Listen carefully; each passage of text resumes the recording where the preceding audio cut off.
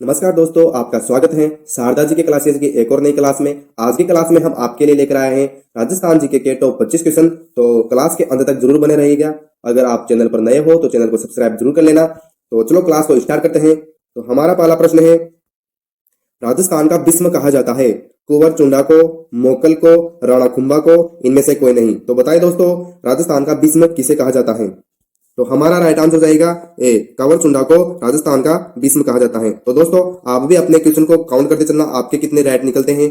तो हमारा अगला प्रश्न है, राणा प्रताप के वफादार घोड़े का क्या नाम था? चेतक, खंटक, मस्त, इनमें से कोई नहीं। तो बताए दोस्तों, महाराणा प्रताप के घोड़े का क्या नाम था? तो हमारा राइट आंसर हो जाएगा ए, चेतक, एकदम करेक्ट आंसर। अगला प्रश्न है, राजस्थान का मरुस्थलीय प्रदेश भूगर्भिक दृष्टि से किस प्राचीन भूखंड का भाग है? अरब सागर, खेतित सागर, बंगाल की खाड़ी, हिंद महासागर। तो बताइए दोस्तों, राजस्थान का मरुस्थलीय प्रदेश किस भूगर्भिक खंड का भाग है?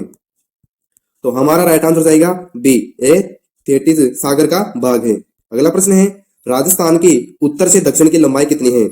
436 किलोमीटर, 726 किलोमीटर, 826 किलोमीटर, 869 किलोमीटर। तो बताइए दोस्तों, राजस्थान की उत्तर से दक्षिण की लंबाई कितनी है? तो हमारा राइट आंसर हो जाएगा सी, 826 किलोमीटर, एकदम करेक्ट आंसर। और उत्तर से पश्चिम की लंबाई 869 किलोमीटर। अगला प्रश्न है, राजस्थान का भौगोलिक क्षेत्रफल कितना है?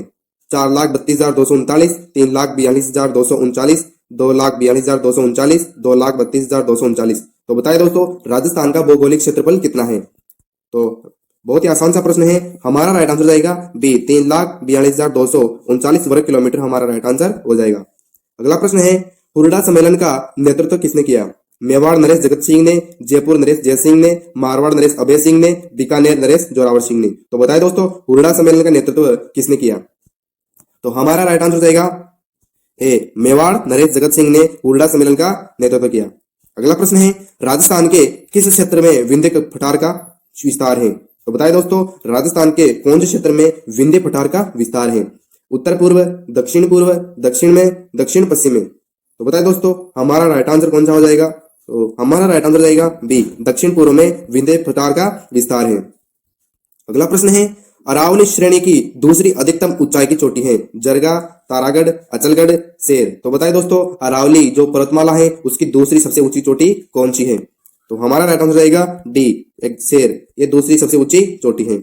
अगला प्रश्न है, राजस्थान में अरावली पर्वत श्रृंखला का विस्तार है? पश्चिम से पूर्व तक, दक्षिण पश्चिम से उत्तर पूर्व तक, दक्षिण पूर्व से उत्तर पश्चिम तक, उत्तर से दक्षिण तक। तो बताए दोस्तों, राजस्थान में अरावली पर्वत श्रृंखला का विस्तार किससे किस तरफ है?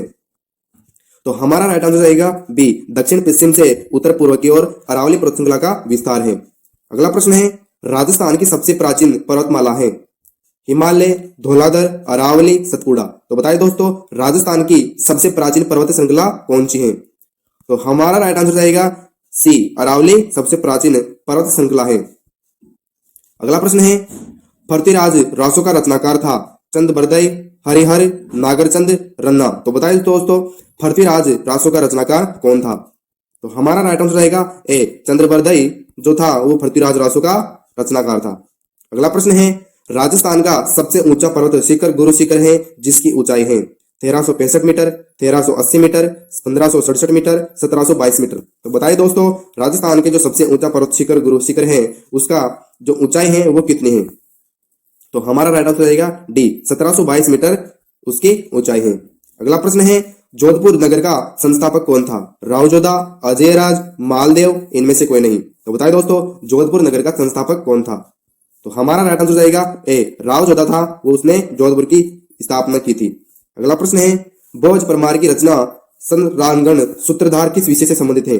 स्थापत्य शास्त्र से, योग विद्या से, खगोल विज्ञान से, काव्य शास्त्र से। तो बताए दोस्तों, जो भोज परमार की रचना है सररांगण सूत्रधार, वो किस विषय से संबंधित है? तो हमारा राइट आंसर जाएगा ए, स्थापत्य शास्त्र से संबंधित है।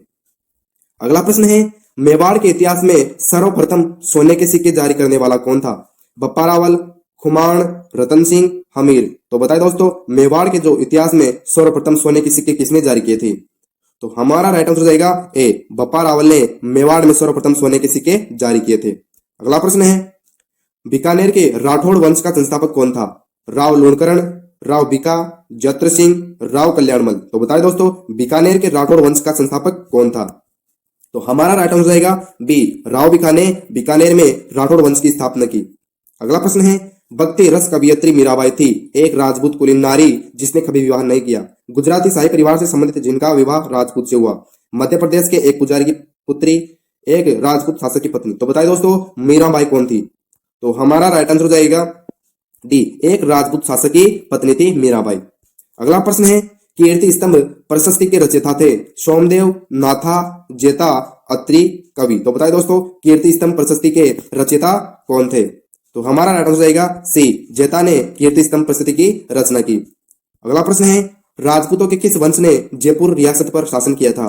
सिसोदिया, राठौड़, हाड़ा, कचवाहा। तो बताइए दोस्तों कौन से राजपूतों ने जयपुर रियासत पर शासन किया? तो हमारा राइट आंसर जाएगा डी, कचवा जो वंश था उसने जयपुर रियासत पर शासन किया। अगला प्रश्न है, संगीत सार के लेखक कौन है? राणा कुंभा, राजकवि राजभट्ट, महाकवि पद्माकर, सवाई प्रताप सिंह। तो बताइए दोस्तों संगीत सार के लेखक कौन है? तो हमारा राइट आंसर जाएगा डी, सवाई प्रताप सिंह ने संगीत सार को लिखा।